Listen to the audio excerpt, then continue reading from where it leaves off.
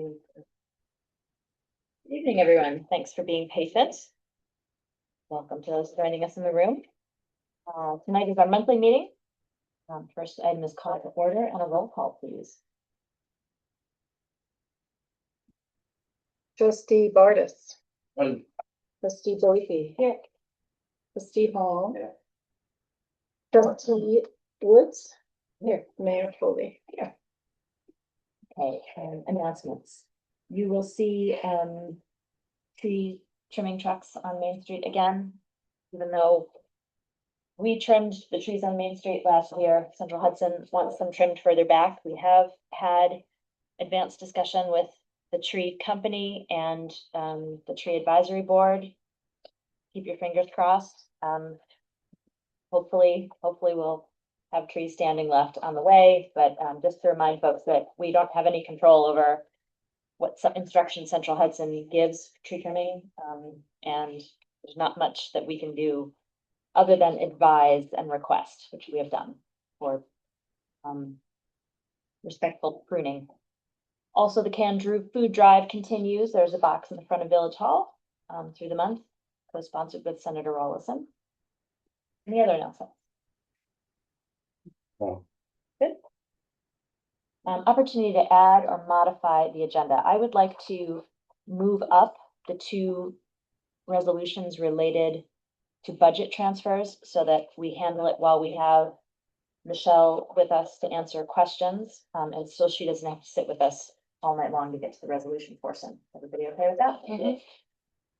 So the first item is monthly reports, and Michelle Ascalillo, the village accountant, is joining us online. Talk us through, Michelle. We're getting there.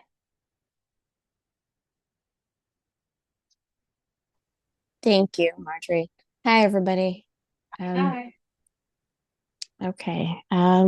So right now we're in February, so we are through 8 months of the fiscal year, which also means that we're moving into budget time for next fiscal year. So just to go over the budget, a quick draft budget timeline for the upcoming 26-27 year. All the departments have had their requests, started to schedule department meetings within the next, 7 to 10 days. And then February 25th, which is the next Wednesday meeting in 2 weeks, I'd like to start a discussion on some broad topics, and then we'll go from there to get us to a tentative public hearing on April 8th. So we'll have about 6 weeks to work on the budget. Typical, it goes with the New York State timeline. If anybody has topics and things that they want to talk about at that meeting on February 25th, please, send it to me, and I'll be sending out some guiding questions and worksheets to get us ready for that. You always organize us so well for budget season, and I can't believe we're here again. I can't believe we're here either. It was yesterday, that's why. Okay. So then the next topic after budget is the financial statements. They are attached through January 31st for the general fund, water fund, and sewer fund. Most things are on track budget-wise. The attached budget resolution for fiscal year 25-26 is to cover some overages.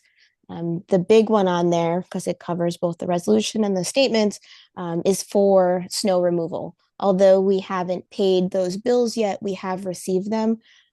So we know how much we need to transfer. And it's about 68,000 right now.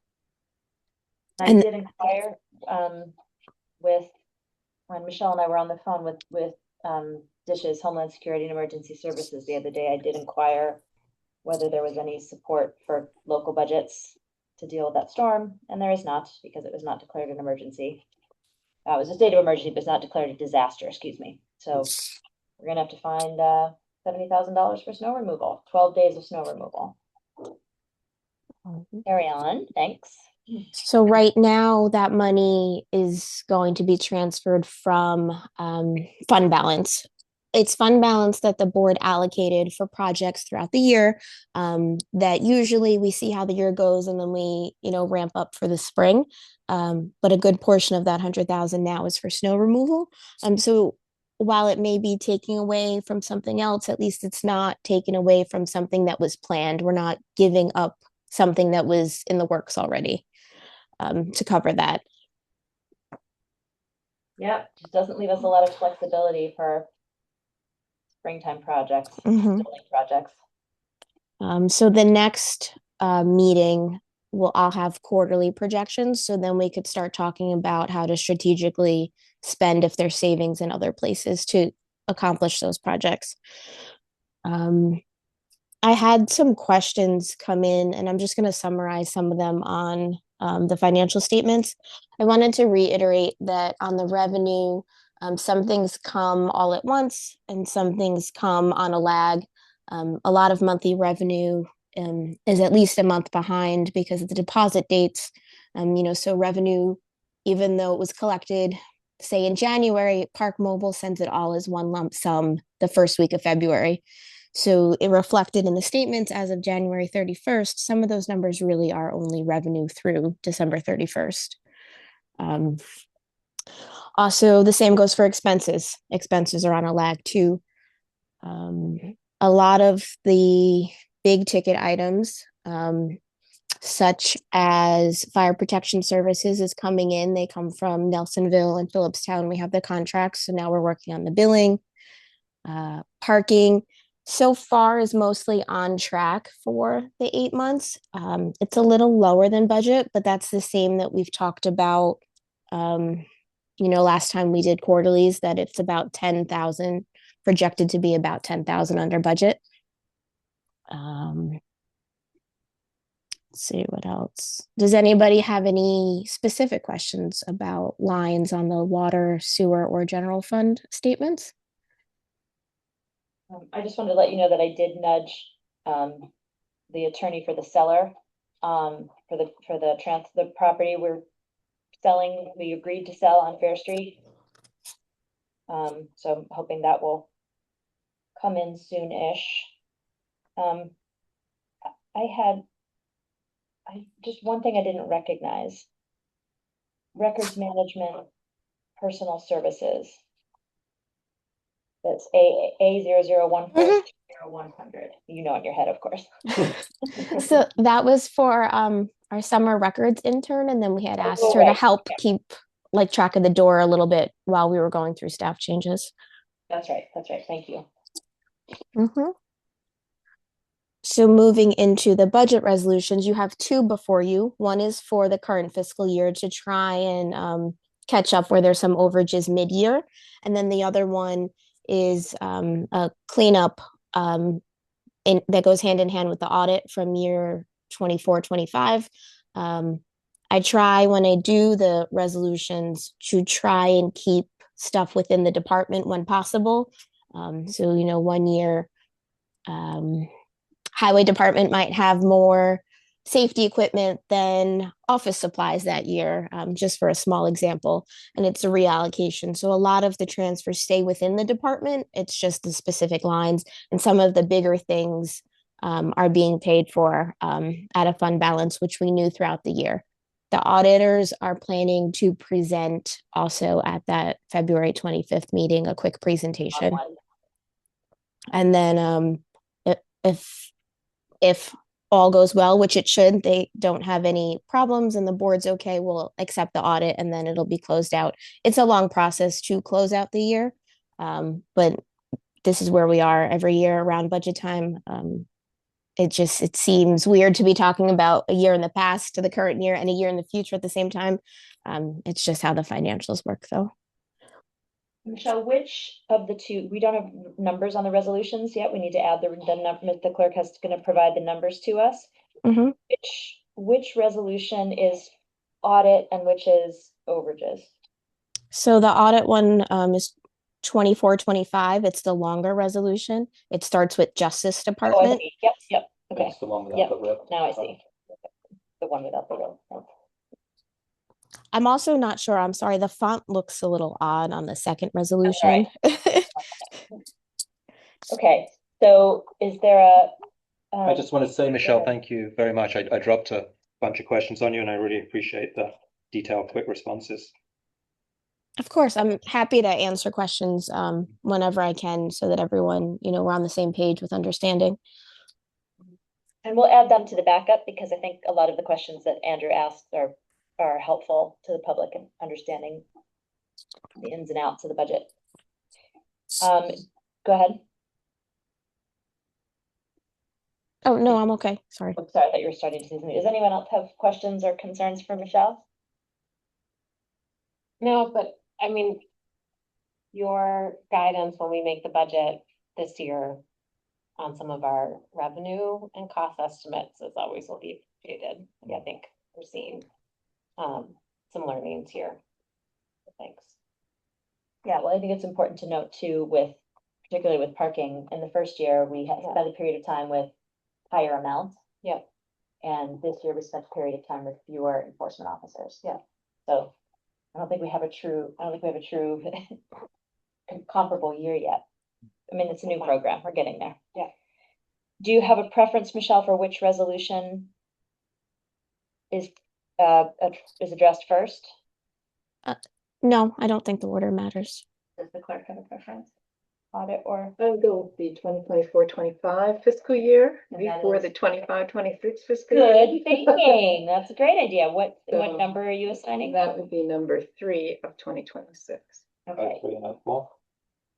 And how This do one? you, What's that? There are two resolutions. So the first one is 03 and the second one is 04. Yes. and when we move this, we're not going to read every line of this. I assume that we can, as we have in the past, say as described in resolution 03, rather than going through line by line. I think does anybody want to hear the budget line by line? Budget resolution? No, actually, I don't. It is posted with the backup that's currently online, and if anybody has any questions, they can follow up. I can also have a copy from here. But otherwise, I believe that Michelle has just given an overview of what's in the resolution. So Okay, if would somebody wants to introduce. someone like to them. move resolution 3? What's the language? Is it a motion or a proposal? Make a motion Oh, okay. to approve. Okay. Go ahead.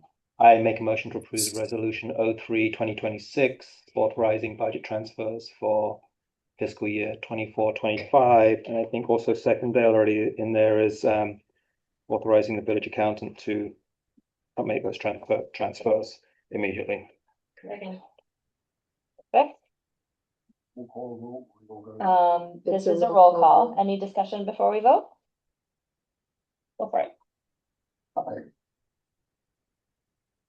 I preempted you. It's ready. It's ready to vote. Trustee All right. Trustee Hall, Aye.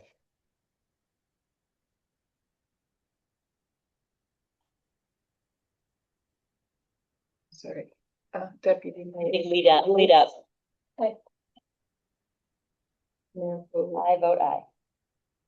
Someone like to move resolution 4?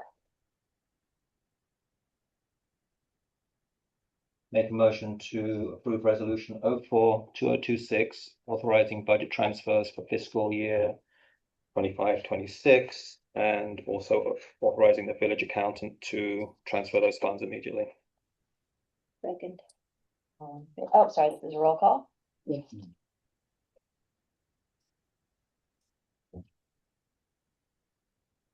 Trustee Bartis. Trustee Bosey, Aye. Trustee Hall, Aye. Trustee Woods, Aye. Mayor Foley. I vote aye. You wanna, table It's the backup that wasn't it's addendum, so if anybody wants to see that, it'll be included in that. Michelle, I think we're good. Yes? Anything else from you? No, I think that's all. Thank you. Thank you very much. Thank you. See you tomorrow. Oh, Donald McDonald is coming in. Fantastic. Okay, next section is our village department reports. We're going to accept them. I would like to make a motion to accept them as written. There are a few discussion points I want to have. And if there, if there's anything in particular the board wants to draw out. So, everybody good with that? Okay. Hello, Donald. So nice to have you back. Sorry to call you up, but we missed you at Village Hall. Okay, so the highway department first. Our equipment took a lot of damage in the snowstorm. And so did the tip of town, lost 3 salters in the middle of the storm. It was really rough. The equipment was running 24 hours a day, hard and hot. So I have asked Bugsy and Mo to do a fleet inventory and let us know where we are. They are working, some of the machines they're working with are 10 years old, et cetera. We're going into budget cycle, so it'd be good to have a refresh on the fleet list. And I also wanted to, folks raised questions about disposal of snow at Dockside during the storm. We did have permission from New York State Parks. Dockside was not our first choice. We first filled the highway garage until there was no space left for the vehicles to move. Then we took snow to the town dump on Lane Gate until that was too full. Town was also dumping there. And our option was Dockside. I know folks had concerns about road assault, et cetera, being in Dockside. Realize that when we have snow storms and snow melts, everything does go down the mountain to the river anyway, and that's how it rolls. Literally. Yeah, literally how it rolls. We didn't have an option, and it's what we needed to do. And I know it's going to take a long time to melt, and folks are unhappy about not having free and open access to Dockside, but there's not much we can do. It is what it is. Can I also just note on that, like, this is, was a lot of snow. Also like not within our control. Right. So we do the best that we can. So we all have to deal with, we all have to deal with it. And, the trucks were rolling down my street too. So let's just, be a community and deal with it together. Thank you very much. Sure. Deputy. Also, I wanted to call out the full list of teams that helped us, since I had some of them missing last time we talked. March Landscaping and Outdoor Living, Sal Padala and Sons Excavating, Allen's Dumpster Service, Minardi's Excavation, Harold Lyons and Sons, Putnam County DPW, Phillipstown Highway Department, New York State DOT, and New York State Parks. Thanks to you all. On water and wastewater, Matt reported late in the day that the SCADA PC, I have to do this because I can never remember what SCADA is. I have to read out what he describes. The computer system that operates the valves, adjusts chemicals, and controls the treatment plant. We thought we were going to have to bring folks on site to do the work, but Anthony at Managed Technologies has been able to access remotely, so that is already underway.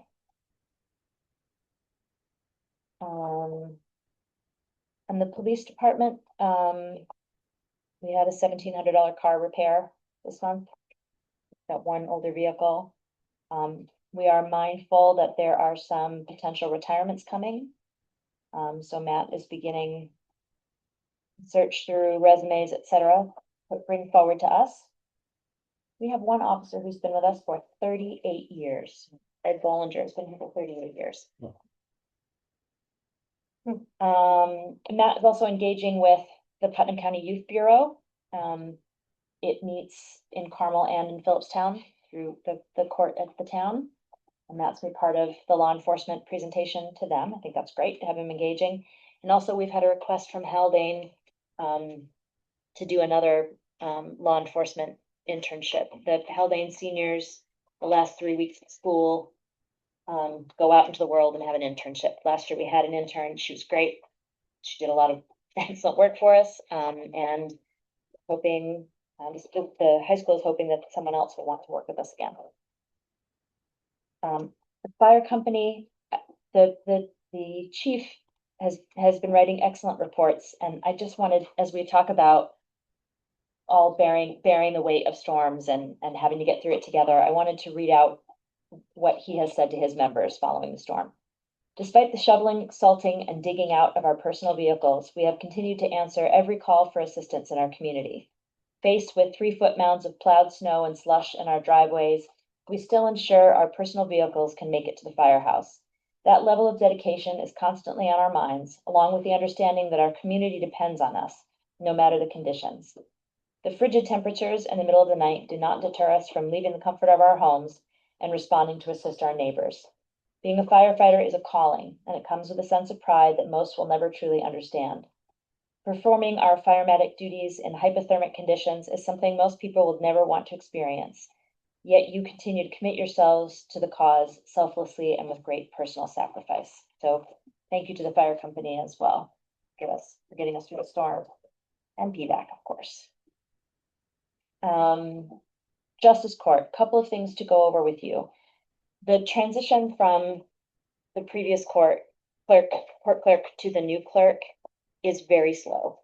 It is super bureaucratic, and New York State Unified Courts provide surprisingly little support for the process. So it's likely that Kelly and Kathy are going to need more time. Luke, I met with the justice today. He's going to give us a proposal. It looks like it might be 30 to 40 hours. So we'll have to work through that. It's about a $2,000 expense. Yeah, so expect that. That's coming. Is that a training issue or just a paperwork? You know, you'd be surprised. I had the same question. It is so much time has been spent, the transfer of the bank accounts from one justice to the other, access within the New York State system, the DMV system, the court systems, et cetera. They are tight and secure for very good reasons, but it's very hard. It's been very hard for Kelly to get into them with multiple authentications, et cetera, and it's just taken time, and systems interconnect. So she's coming up to speed on T2 that does the parking, et cetera, plus all of the New York State regulations. I have to say, I've been really disappointed in the Unified Courts. I expected that there was going to be more support for a court clerk transition. I don't know what you would do if one clerk left and there wasn't an overlap. I just don't see how that happens. It's a problem, and it's a problem we don't have any control over.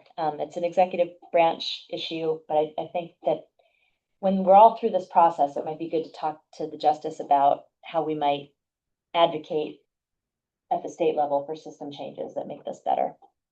And I think all of us are at a, we've all watched a lot over the last, well, at least the three of us, over the last 3 years about how transition works in local government. And I think we try on a daily basis to leave a path so that someone can pick up where we left off and have less of this peak and trough in the process.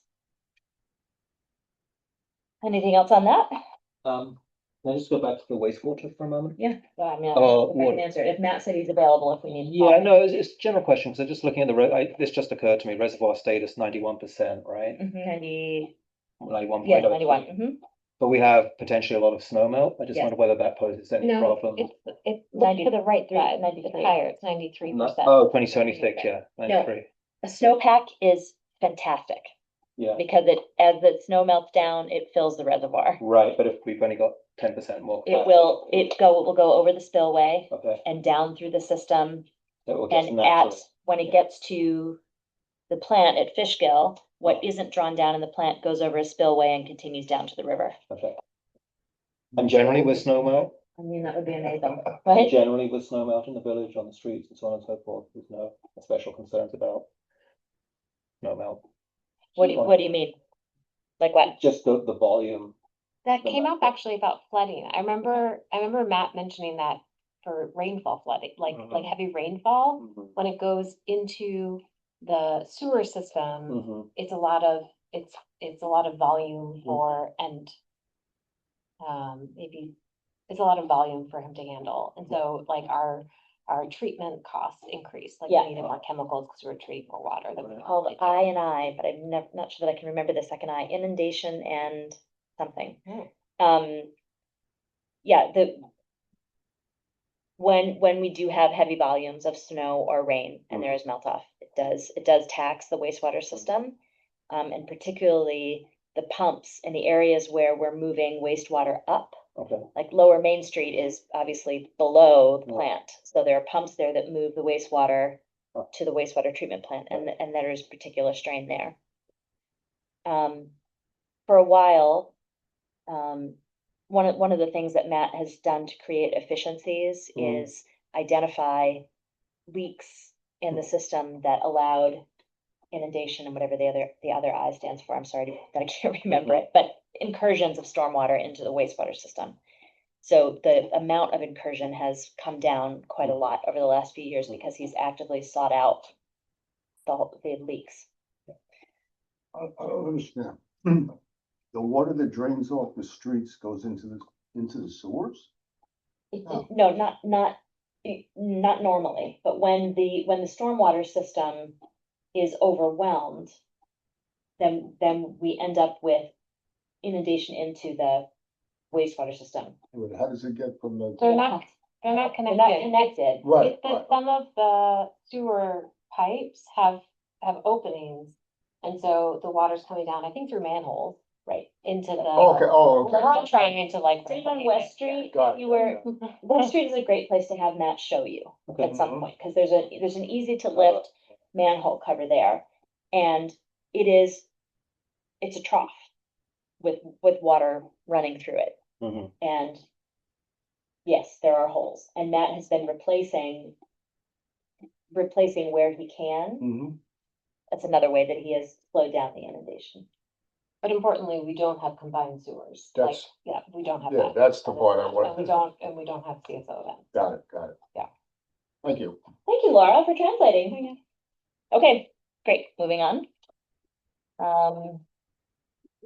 Building department, I didn't have time to go back to the edits you requested for the permit, so next time. Okay, standing boards and committees, it's pretty quiet right now. Not, the zoning board and the planning board haven't met much. I don't actually see a planning board report. Do you have one? No. They didn't. There meet, was no right? meeting and therefore no report.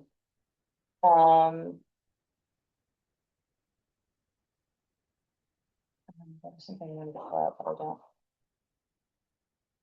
Oh, one thing that we'll need to talk about come spring, because of course Mayor's Park is super snowed into as field condition as we have in the sports season. We do have report from Climate Smart. All right. Okay, so, I will update you all on a few things, and I'll give a bit of background, that we've talked about, but just to kind of get everybody up to speed. So we have been, looking at, we've been in touch with a different company that has, called Vote Post. What's the topic? Sorry, EV chargers. Sorry, it's on the agenda. It says EV chargers and then food scraps. So I just jumped right in. Listening. So we've been in touch with Volt Post, which has a different kind of technology where in ideal situations, they would attach kind of a box onto an existing utility pole, like electrical pole or a light post. And then to use it, you would activate it and the cord would drop down and then you charge and then the cord would go back up. So what's appealing about it is that it has a kind of a lower visual profile, and it doesn't, in that scenario, it doesn't require underground trenching, which has been one of our issues of hitting underground infrastructure. So we thought it was really promising. Of course, it's harder than you think it's going to be as usual. So we don't have any light posts that we don't have light poles that we own. We basically we own very few of our own utility poles, and the ones that we do own are not in locations where you could put a car next to them. So we looked at Central Hudson poles. Central Hudson told us that, no, you can't attach anything to our poles. And we tried asking them many different ways and going about it many different ways, and we just got flat nose. They're not even happy They're about the not- needs that go up. Yeah, I mean, it was like a no. This company has still continued to try to brainstorm with us. They found the one exception is that you can put they allow cellular installations on utility poles. So there's a company that does that, and they are willing to try to figure it out of putting a new pole up. Kind of defeats the purpose, but we'd have to put up a new pole, A single and use pole. single-use pole. And then the charger could go on there. And then the challenge was to try to find a location. And it can't be next to, like, if it could be next to an existing pole, we could figure it out. But Central Hudson won't allow that. It has to be like across from an existing pole. So you have to look for a place where there is parking across from a pole. But not next to a sidewalk, because it can't be full sidewalk parking, because then that would be a safety hazard. So I have canvassed the village like many times, so has the company. I can't find a location that meets these conditions. We've looked at the municipal lot, but it brings up the same issue that canceled the project there before, which is that you'd have to install a wooden pole that goes down so deep that it could hit our water main, and we wouldn't be able to turn it off. I also think that putting the poles in the middle would be in the middle of the lot, which could be issues for turn radius for plowing. And brings up, I think visual issues that people would be concerned about. Riverview would become pole view. Yeah, so Mayor's Lot would have been great, but we just built a new sidewalk between our village-owned pole and the parking.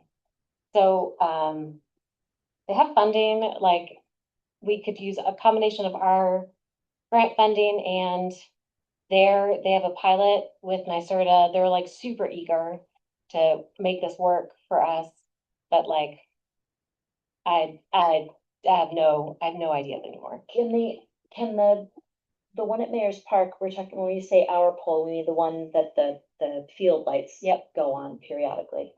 Are you saying that it couldn't go there because the wire would, not the wire, but It would like hit would somebody in the come over head. the sidewalks? You can't have it over a sidewalk. Yeah. The one, I think this idea is really cool, and I want to recognize you for doing extra research and responding to visual concerns that folks had on High Street. We're really trying to find alternatives. My one concern is that it's new technology, and Yeah, how reliable. yeah, yes. And I share the question. If it's under their pilot, they own it and maintain it. So it's little, they're taking on the risk of it. If it, Because it's not if it- us buying it, it's kind of them. poops out after 2 years, it was theirs. What about, I'm sure you've looked there, but what about the parking lot on New Street? That is, we own it, and the Hudson House rents. It's what you brought up last time. So I looked at it, because you had brought it up. There isn't a pole. Well, I mean, I think it's two things. I didn't see a pole that has that sort of like across the way configuration. And I assume that it would involve a change in the contract with Hudson House, and are we? And that contract needs to be negotiated anyway. It's been on the list of things to be renegotiated for some time. They don't need as much parking as has been set, as was established for them back in the 80s, early 90s, when the building was raised. Was So it it was- supposed to be valet parking? No, what I did research on it to figure out what, I thought it was a site plan, requirement for, the business. It was actually an impact mitigation for a zoning the Hudson House smartly decades ago recognized that the water is rising and applied with the HDRB and zoning to lift the building.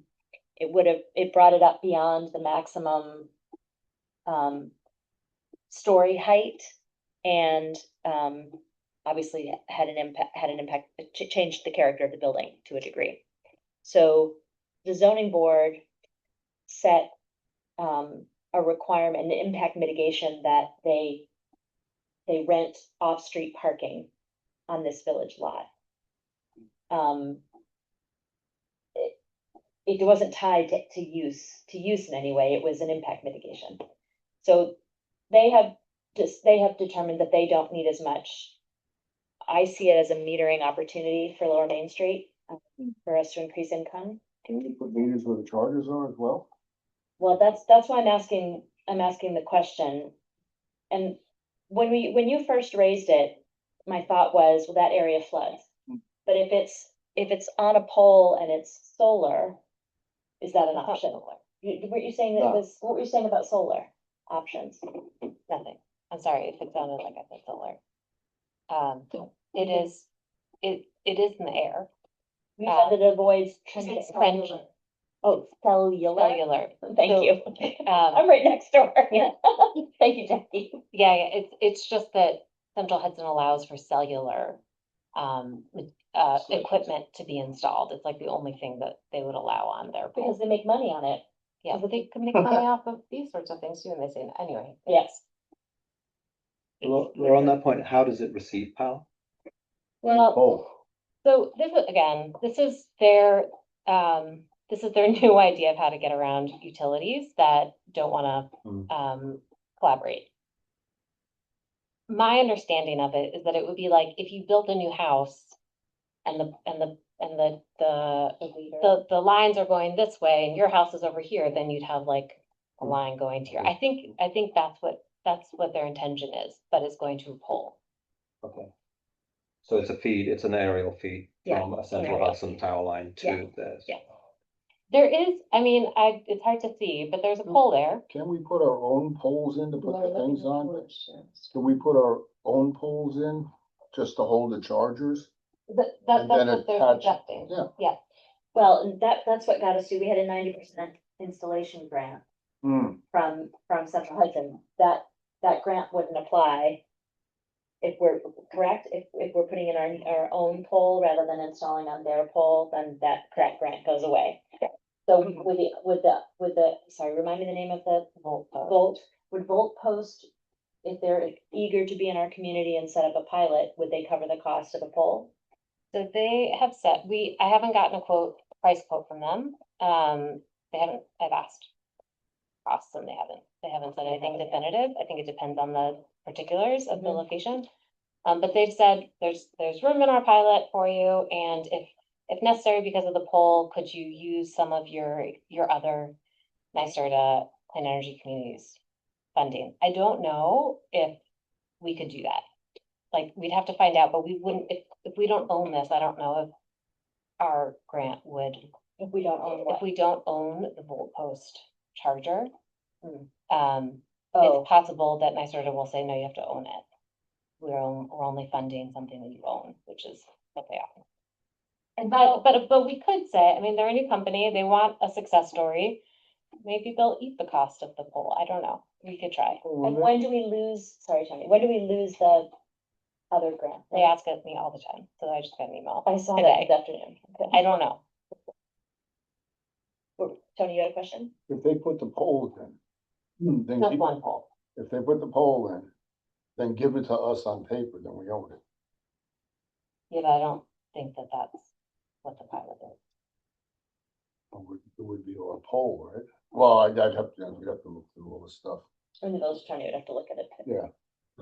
That's the only place I I can think think that's a of, lot better spot because it's more centrally located. if it can meet the needs. I mean, Mhm. the some, are they coming to do a site visit? So I'll ask them to do a view from Google first and get feedback, and then they would do a site visit. One of them, Um, when you get done, go ahead. no, my other Sorry. thing is like, I'm very soon running out of steam on this. I've been working on this since 2021, and it's been like unbelievably frustrating, pretty heartbreaking. Yeah. And, so I have a little bit more juice, but then I'm really done. You're out. I'm out. You're bolted out. Yeah. Question, if we put the chargers there, which looks like a good spot, what about snow removal? Well, I mean, that's. what- it So we depends would on have where to the have hole our is. team also look at, Cause I Um, plowed that, there's no place to put the snow except straight back. yeah, so we would Or you have can to, push up against the boat club and they go nuts. we would have to, Run out of room real quick. we'd have to have Bugsy look at our proposal. and Mhm. make Just sure like we've it's done with viable. every other location, we've had Yeah. Matt come and look at water and wastewater, we've had Bugsy come and look at road challenges. Okay, all right, I think we spent enough time on this. I've spent enough time on this.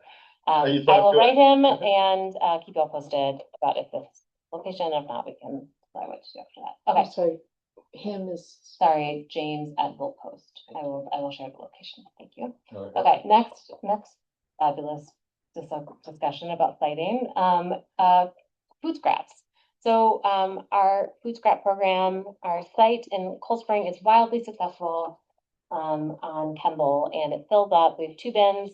They fill up by like before noon every Tuesday. And that's pickup day. That's picked on the pickup day, on the drop-off day. We are part of the town program. So we have a intermunicipal agreement with the town that we pay them. Cost just went up. It's $275 a month. That we're currently paying. With this company CRP. So there's a lot of interest in expanding. And we have a few different options. One is to expand from the 2 bins to, trash cans to 4. It would involve creating a second shed. It might be the same price, Okay. for the cost. Or we could do the 4 at a different location, but I think then we'd have to get 2 new bins, 2 new sheds. I don't think that the plastic one that we have would make a move. That location seems to be working. Most people walk to that or they. Yeah, a lot, both. Yeah, people walk and drive. And who does the hauling? It's a company called PRP, and they bring it Bring it to. not too far. But I The think town it's- dump, right? No, Mhm. that's the other, That's a that's collection the other point. drop off site, spot, we pick up both of them. Oh, I And see. they bring it, I don't know. It's But a what do we- giant, Like, What do we get out of it? Less, not putting it in the landfill. Yeah. less stuff going into the, Yeah. the waste Yeah. stream. Yeah, and people really enjoy it. That's good. Um, But what was Heidi saying about volunteers possibly So- doing, or we don't want to get involved with that? So the other option, I'll just lay out the 2 options. The other option is to expand to 2 pickups a week. So keep just our existing shed and do an extra pickup day. That would probably mean we would do our own contract with CRP. I don't know if we could do that under the town's contract. What would the cost of that be? I think it would be a little bit more, but not too much more, like maybe $1,000. I haven't contacted CRP, but just based on some other numbers that I've seen. I mean, I think it's another question, I think it's, again, is wildly popular with the village and town residents. But, any change is hard for residents, impacts by their homes. And Mhm. so, But have the initial it seems as if the initial issues with the location have calmed, or people have gotten accustomed to it. We haven't had continued complaints that I'm aware of. no, but sometimes change brings, Yeah. I'm like, I Shell feel shock. like we have a system that works and that hasn't had a lot of problems lately, and so, and Heidi Wendell is now the manager of it, she's great.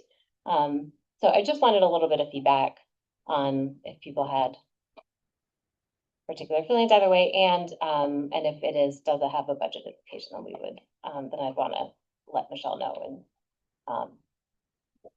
and make that request. Thoughts from others? I think an additional pickup probably is the easier of the options versus finding another place and having that conversation with wherever we think is the best site for another location, even though I do think another location would be convenient, I think. I mean, there's also the option of adding another shed at the current location. Right. I mean, I guess my point is that location, I think, makes sense and it's working. So whether it's another shed, I assume we would have the cost of the shed and an additional pickup. Right, Um, because they're picking up more? Or is it not I think based on? it could be the same price. Oh, okay, I think it's possible. It's less of a budgetary impact. Yeah. to just get another bin Yeah, to get another and then shed. pick up the same day. Yeah. Okay. I mean, I'd like to know what the numbers are for the additional pickup, and if we can not improve the footprint. Yeah, that'd be great. I mean, if someone's gonna be upset about a second truck run, Yeah. there's always going to be something. But maybe just to compare the cost of a new bin to the cost of adding a pickup Does the bin get full every time? Every time. Every time, so they pick it up a full bin every time. Overflowing, Okay. not over, I mean, it will stop, but Well, like, the it is second- the fully, second one we would be could, good then. I think we could fill 4 bins in the Yeah. village. well, I mean, that's also. Yeah, I mean, it shows that people are really into it. I'm really glad, because I wasn't sure how it was gonna go, Yeah. and having a central spot to drop off.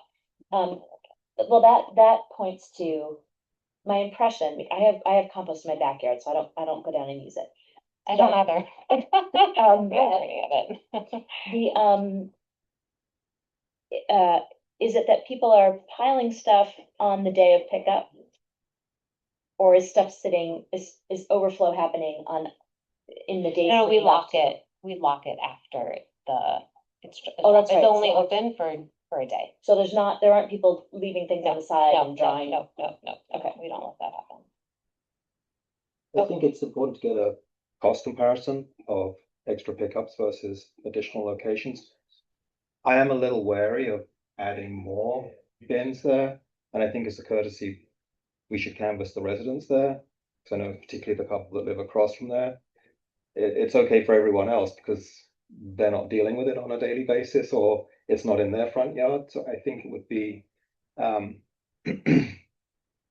courteous at least just to speak to them and see what their tolerance is for an extra bin. Recognizing though that it is village property on a public road. Right. And balancing. But I the- also think I think it would be interesting to distribute the site throughout the village, to a second site in the village, so that it's sort of accessible from different points. so just to piggyback on the conversation that we just had about the EV chargers, we've been working on that for like 4 years. I just, I hear you, but we're very limited on locations for I tried For I got shot This down on a wasn't number of locations. the first, for this yeah, one. I mean, we looked into various locations for this particular spot that is now working. So I hear you that it is, we should do our due diligence, but we should also keep in mind that. I think Moving forward. there's a higher cost if we have if we added another, like a third location or a second location in the village. When you say I understood you to be saying add an additional shed at that location, not additional Yeah, locations. that's what- 'cause- yeah, yeah. that is- Okay, all right, so great. I will try to get some numbers. Welcome feedback from the public about this. Maybe we'll send something out to the current users of the bins. Sounds good. Okay. Thank you. Under reports. have a couple quick things to tell you about. I'm gonna talk about TAP grant under a separate agenda item, so I won't. On that now. I have invited the 25th, good night. The 25th is gonna be a long meeting. We've got a lot going on between budget and audit, et cetera, but I have invited Peter Mullen, the president and CEO of HHFT, to talk with the board about, the prioritization of Breakneck North and some of the environmental concerns that are driving that and what it means practically for us as a village. He wasn't able to come next week, so we have no meeting next week. At this point, we have no meeting next week, but on the 25th, and I appreciate him agreeing to come in. Is that gonna be a public thing? It's all our meetings are public. He's Are we gonna get a recording. whole crowd of people in here? I don't know. Okay, We're asking him to present to the board. And we can determine whether or not we take public comment. It's not meant to be this is not meant to be a forum on Fjord Trail. good. And what I just want us to understand and have in the public record the implications of this decision, and what we can anticipate going forward. Kathleen, can I ask just Yeah. for that meeting, is it possible to ask the audit? We have a different Person. guy. We've Can already he asked. not read the slide? Can he just send it to us? And is it like legally required that he reads every slide? It's painful. It's There's no question. painful. There's a a new long guy, meeting. there's a new guy this year. I will check with Michelle. Okay. He provides all the information to us No. beforehand. We promise we'll read it. before. Yeah, I'll give it a shot. I know it's painful. Honest. No. And I'm gonna say Laura Posey said, Fine, I'll take it. okay, I'll take the beat on that one. okay. So that's, anybody else have anything they need to report? Laura's done her report. Oh, I mean, for trustee report, can I just say a couple? I'm still working on the solar RFP. Meeting with Michelle again soon. Turns out it's more complicated than that. The town RFP was very simple and it's sort of efficiently. So Yeah. we're making one that I might need to ask Han to like help you it, just make sure that we do it all right. It's not my world. And yeah, I'll just do that. Okay. Anything else, anybody? Moving on to board business. We have a docking application, which we discussed last time from, Clearwater.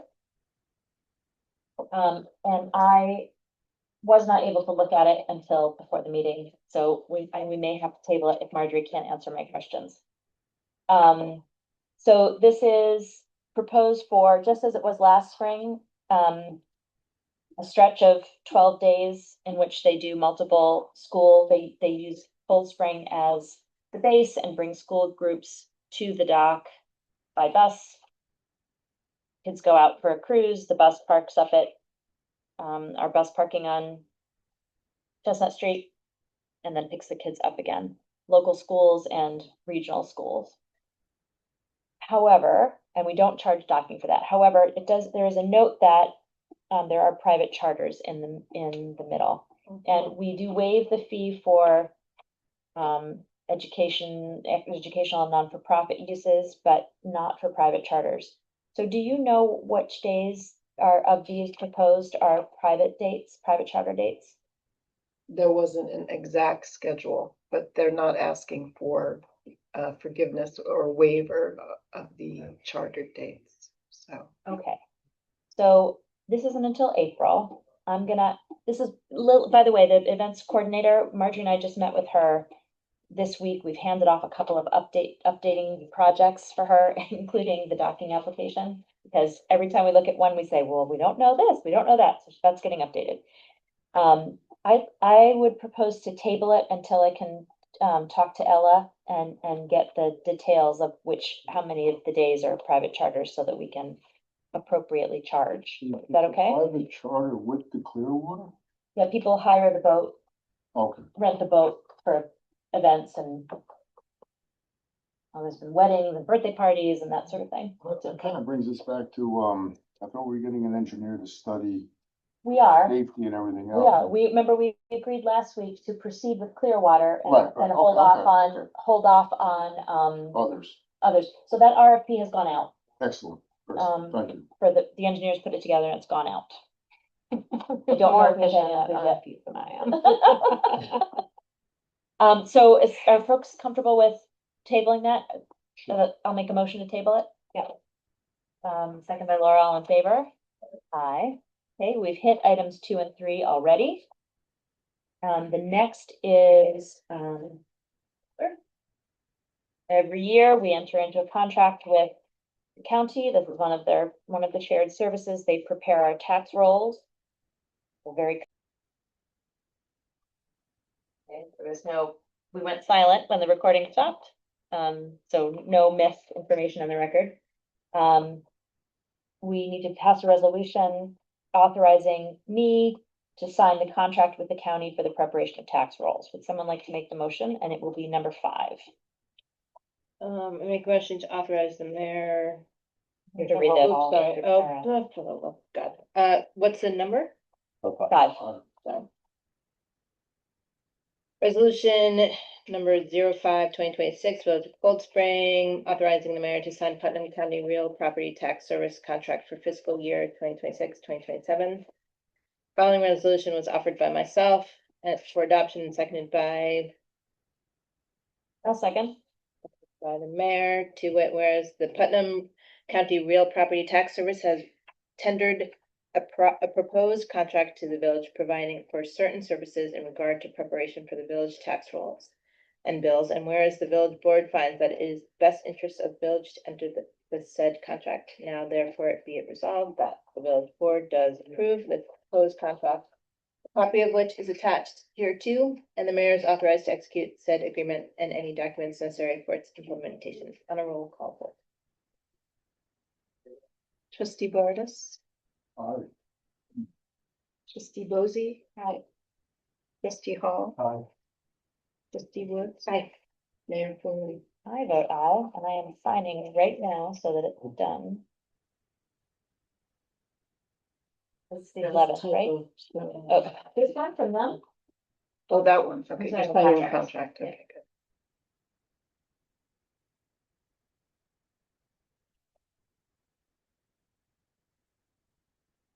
And they need all 3 originals back.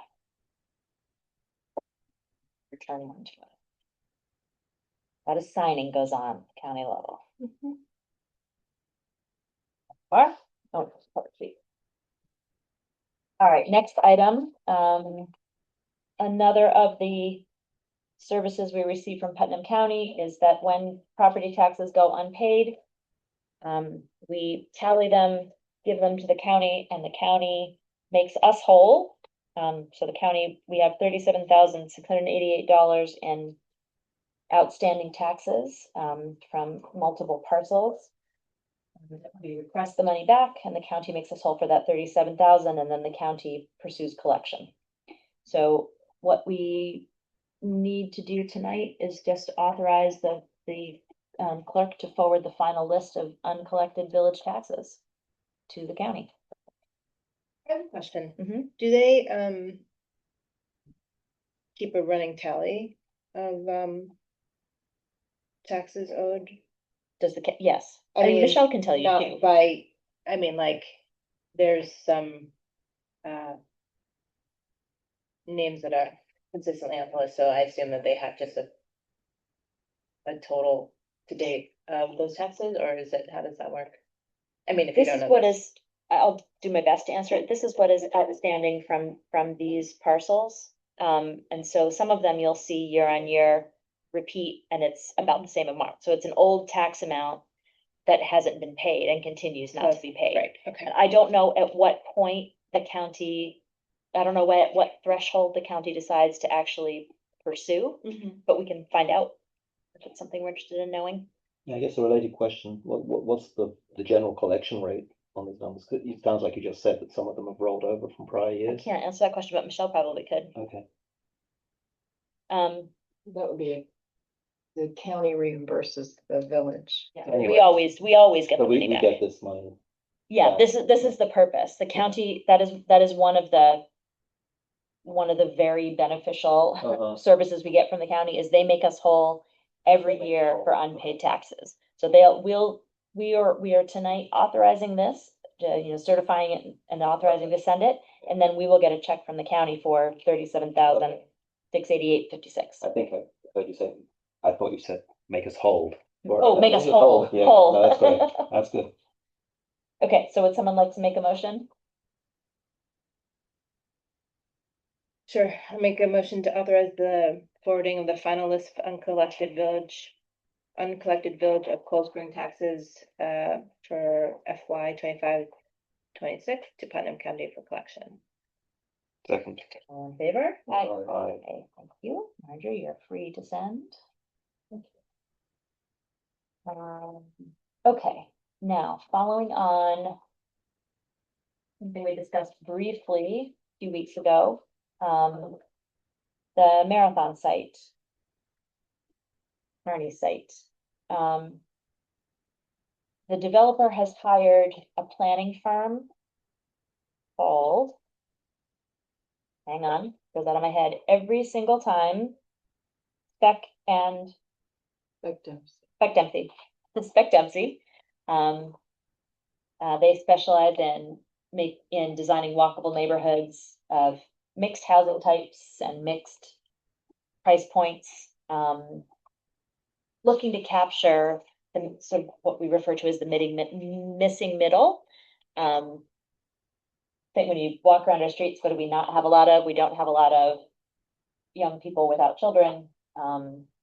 And there aren't really affordable entry-level houses in the village. So this company plans neighborhoods like that.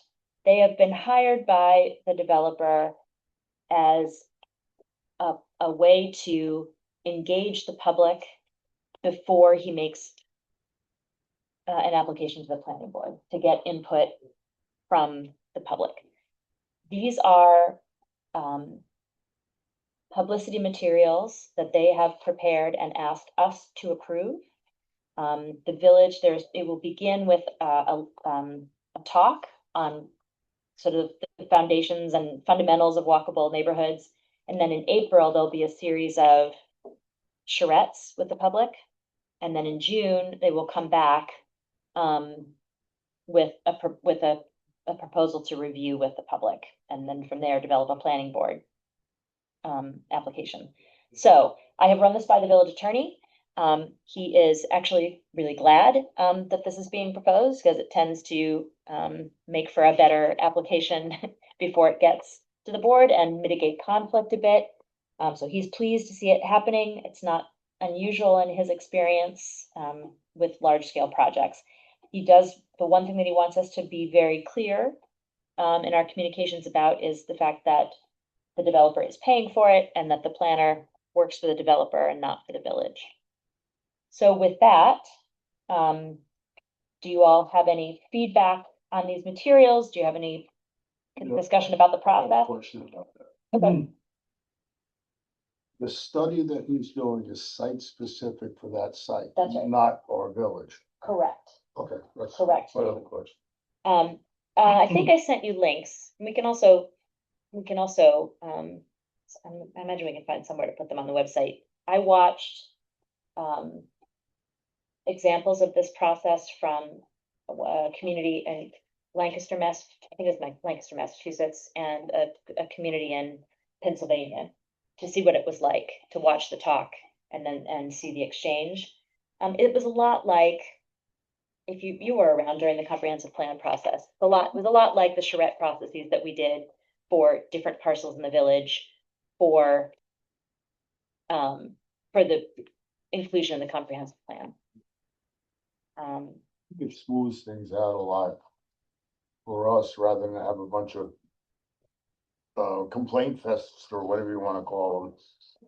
Now, this way they can do all that, and the people also get their time to, put input in, which is a good thing. Well, I think also honestly, it saves time Yeah. and money at the board process, because there has been feedback so that the presentation that comes forward to the planning board has already, the tires have been kicked Mhm. a bit in public.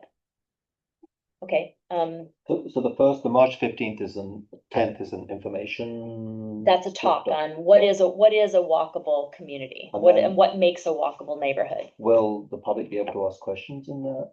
as far as I know. Mhm. Okay, and then the charrette will. And then the have charrette. Public involvement. And the charrettes will be, I don't have all of the days and times yet. They're in April. They'll be held at different locations Mhm. and at different times of day so that you can capture different demographics. Sure. In fact, I didn't think to suggest the senior center as a venue.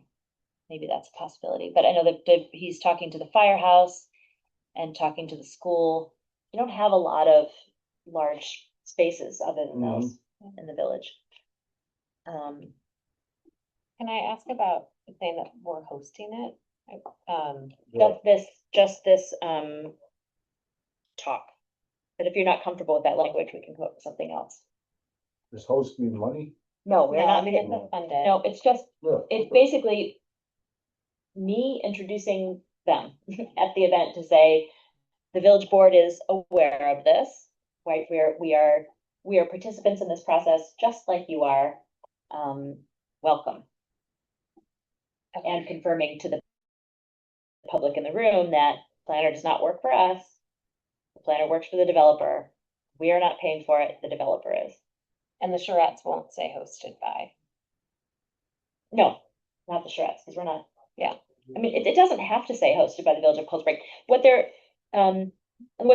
trying to drive with this is to say, we're all participating in the process, and the village welcomes the process. If the word concerns you, we can modify it. I think people are gonna pick up on the word hosted. Could it say like What are they trying to do? like welcome? Working by, in or- conjunction with possibly, or? I don't know. I feel like if Okay. this is the first thing that we show, hosted people. Even though it will- says right underneath, funded by the Carney it- Group, owner of the parcel. Yeah, that just sounds like they're paying for it, but hosted by sounds like we have Yeah. control over the process and we don't. Mhm, mhm. I mean, it really doesn't have to say anything about the village. Doesn't need to say, I would take it out entirely then. Yeah. I'm fine with that.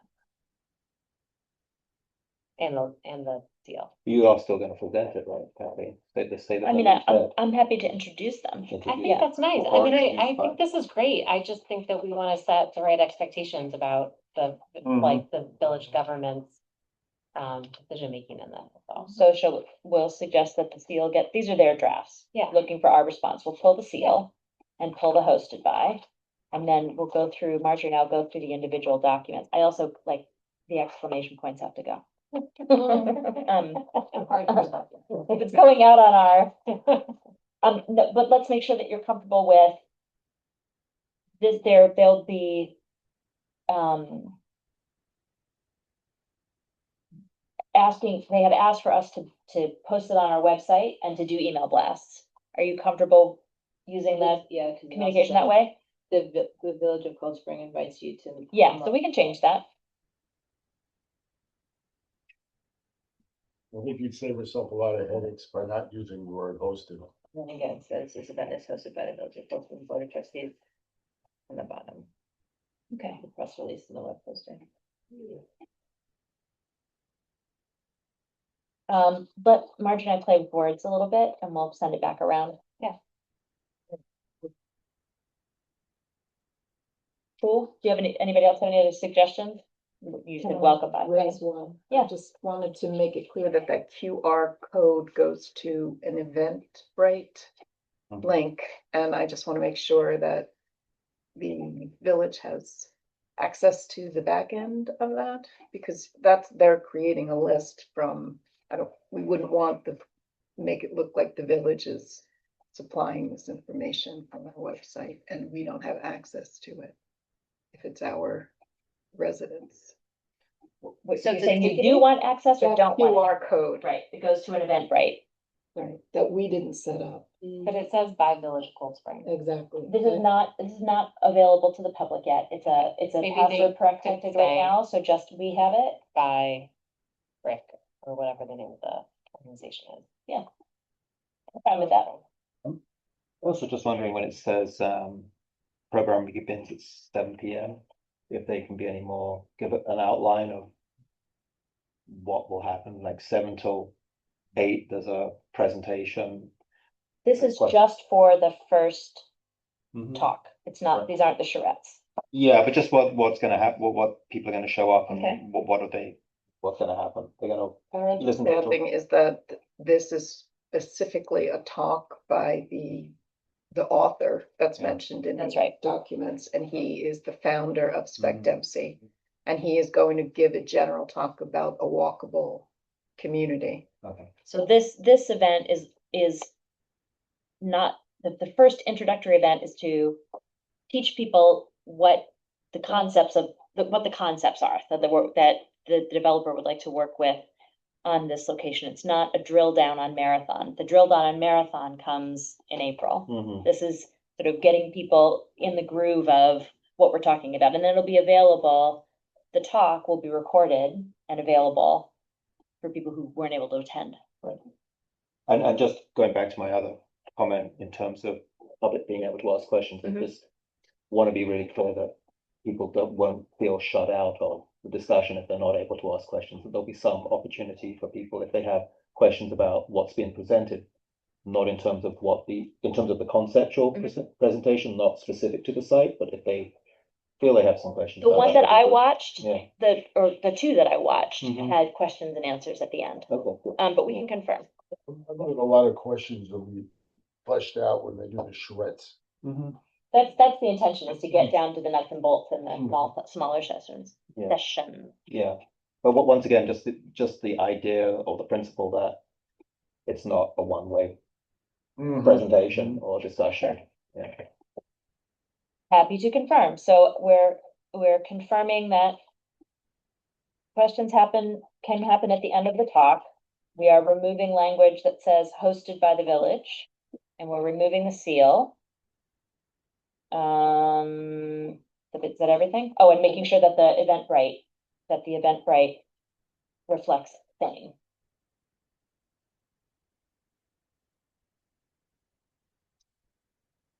Okay, cool. Thank you. Yeah. So up next is an update on the TAP grant. Oh my goodness, what a week it has been. So let me get my notes. Got another file for Yeah, so that? Transportation Alternatives Program. It is a federal transportation funding program. Federal money gets given to New York. New York then distributes it among municipalities by way of a competitive grant process. Kind of the way all of the money comes to municipalities. Another story for another day, but it's really hard to draw down state and federal money to the local level. You know, there's lots of big press conferences and flashy headlines about governor dedicates X funds, president dedicates Y funds, but getting it down is competitive and difficult. So right now, Laura and I have been working with Supervisor Van Tassel related to a TAP grant application. We had been for completing sidewalks on Fair Street and 9D. We had been encouraged by parks to do that. We met last summer with the DOT regional director, who also thought that the projects were excellent candidates for TAP. So we did submit with the town. Let's be clear about the areas we're talking about. I'll talk about Fair Street first. Fair Street, just past where the Mayor's Park sidewalk ends, there's a small stretch of village property, and then the rest of that road is county property all the way to 9D. The the town is in talks for that section of road to eventually be transferred from the county to the town, but that's gonna take a while. That's potentially a multi-year process. It was an orphan. Hmm? Didn't they consider it an orphan road or something like that? Yeah, they don't, because it's a short stretch, they've never said we consider it an orphan road, but it gets treated like an orphan road, you know, there hasn't been much, that's not true. It was repaved, I think 3 years ago, but that was the first time in many, many years. Yeah. And there's certainly no effort to maintain the shoulders. So that section is the subject of the first grant application. The grants are 80-20 grants, meaning the municipality is expected to cover 20% of the cost, and the grant will reimburse 80%. So on Fair Street, with the rough numbers we put together, it may be a little higher, given the feedback we're getting.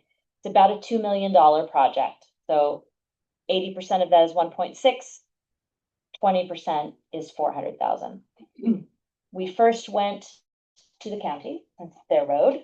And just for context, for the public, the village, neither the village nor the town has the cash available to qualify for the grant. You have to demonstrate in the grant process that you have the capacity to fund project completely. It's kind of bananas, because that means if you're a municipality that doesn't have money to show that you could front it, you don't qualify for the grant. It seems really backwards to me, but it's what it is. So we have to show that we could pay for it completely without the grant. And we are required to pay 20% as a local buy-in. We don't have either the 20% or the 80% for Fair Street. We first went to the county, asked them for the 80%, asked them for the whole amount. They initially declined. We then went to the Fjord Trail and said, look, this project is in your this street is in your master plan anyway. You're going to be building the sidewalks anyway. Here's an opportunity for you to fund and get reimbursed at 80% through an agreement with the town. They were not willing to fund the 80%, but they were willing to fund the 20%, which represents the local share. So that's the big headline this week, is that Fjord Trail has committed. Now, it's not clear. In two different communications, different things were said. In one communication, it was said 20%, and in another communication, it was said $450,000. We need to get really clear on which one it is. We went back to the county, and because the county was worried about being on the hook for the 20%. Because we have leveraged the HHFT money, the county is now willing to take over the application and front the 80%. So Laura and I met today with the town supervisor and the planning commissioner, and had the county planning commissioner, and discussed the transfer of the project to the county. We'll have to come to the legislature, but it's a pro forma permission to submit a grant. The county executive feels confident that it's no problem, and actually Barbara, the planning commissioner, has already started to work on it. So Fair Street has a path forward. Now we have to hope we win the grant, but we have a path forward on the funding for that. We have had less luck on Route 9D. Last summer, you'll remember that community member Brian Nice was really advocating around a safe sidewalk for 9D. Everybody wants sidewalks on 9D. It is a very dangerous situation. The DOT encouraged us last summer to apply. We did. We approached for the 80%. And when I say we, I mean Laura and the town supervisor. We approached Parks. They were unwilling. We approached HHFT. They were unwilling. We approached the county. They were unwilling. We asked the DOT. They were unwilling. We have a few Hail Mary asks out to some private organizations to see if they would loan the town the funds to front the 80% and then be paid back. We're waiting to hear back from them. The DOT has agreed to cover 15% of the local share, which would leave the town with 5% of the local share, 5% remaining. So that project is estimated at $3 million overall, 80% is 2.4, 20%, I'm sorry. The DOT originally said 20%, and then they dropped it to 15. What's 15% of 3 million, Andrew? 15%. 450,000.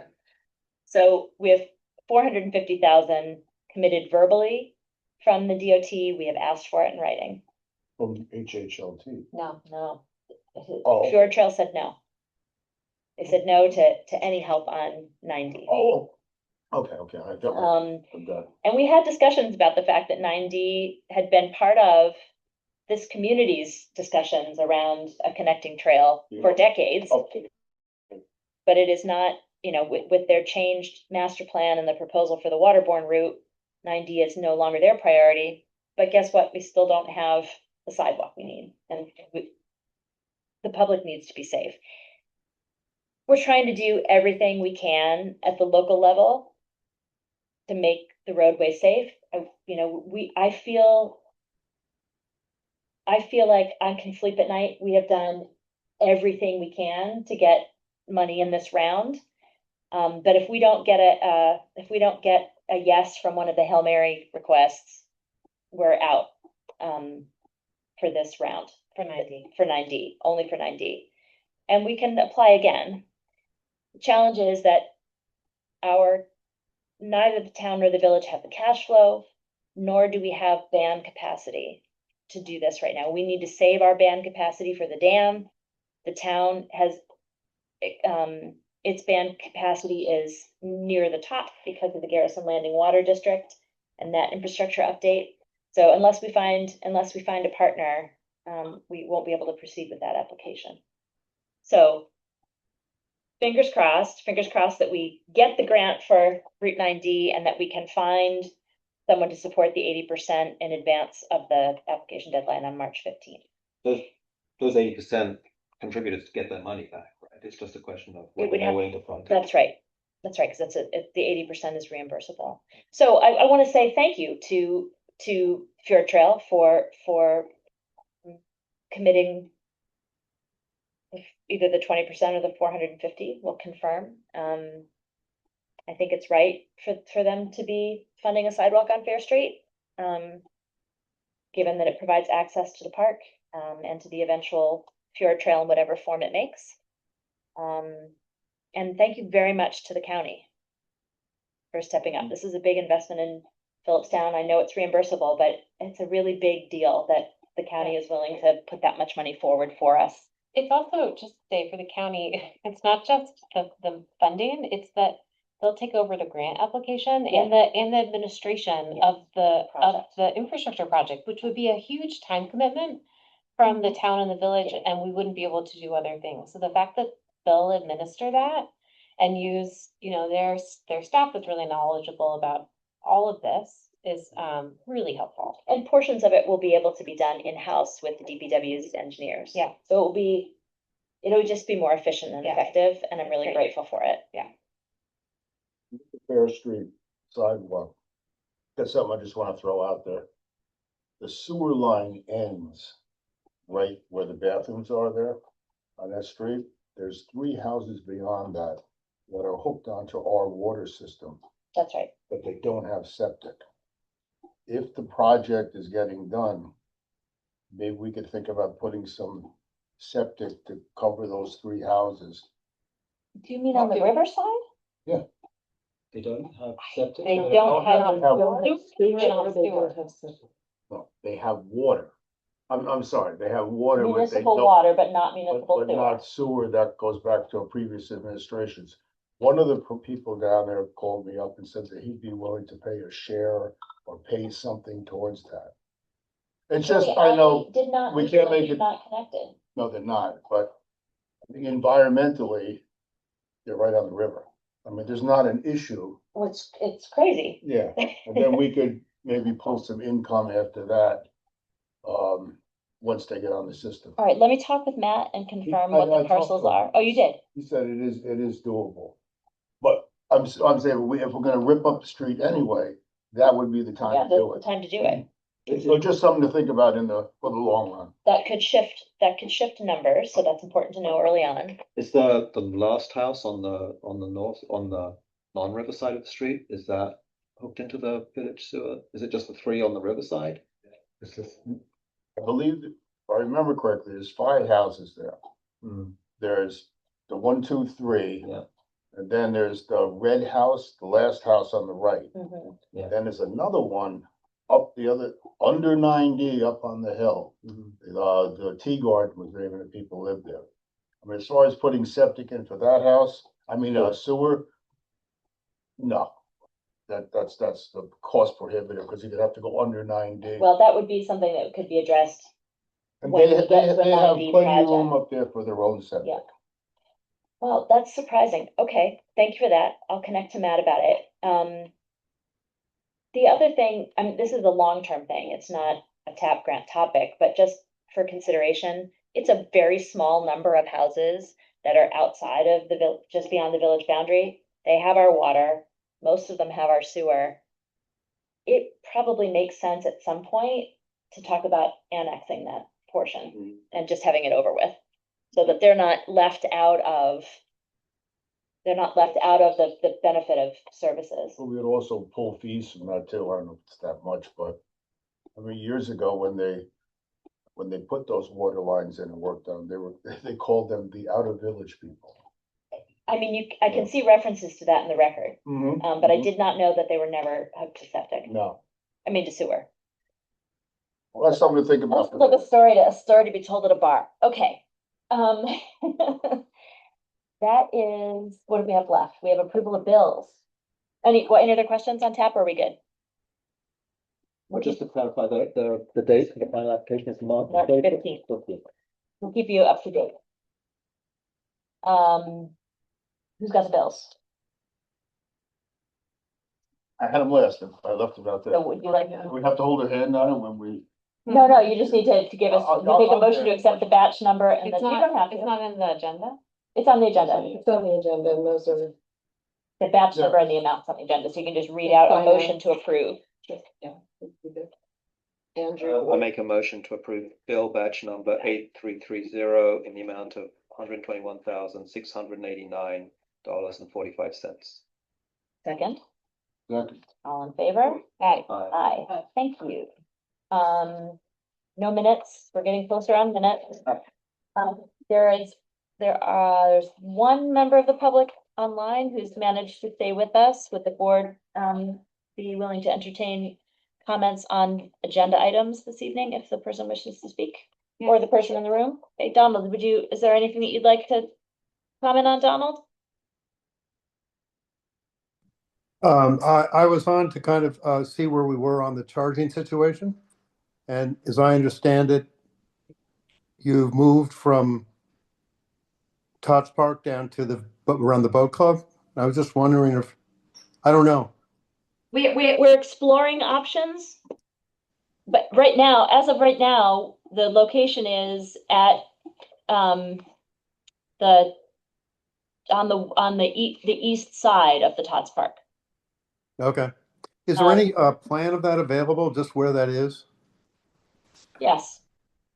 Can you email me so I remember to send it to you tomorrow? Sure, thank you. Yep, Appreciate it. sure. Thanks. Okay, well, seeing no other hands being raised, I'll make a motion to adjourn. Favor? Aye.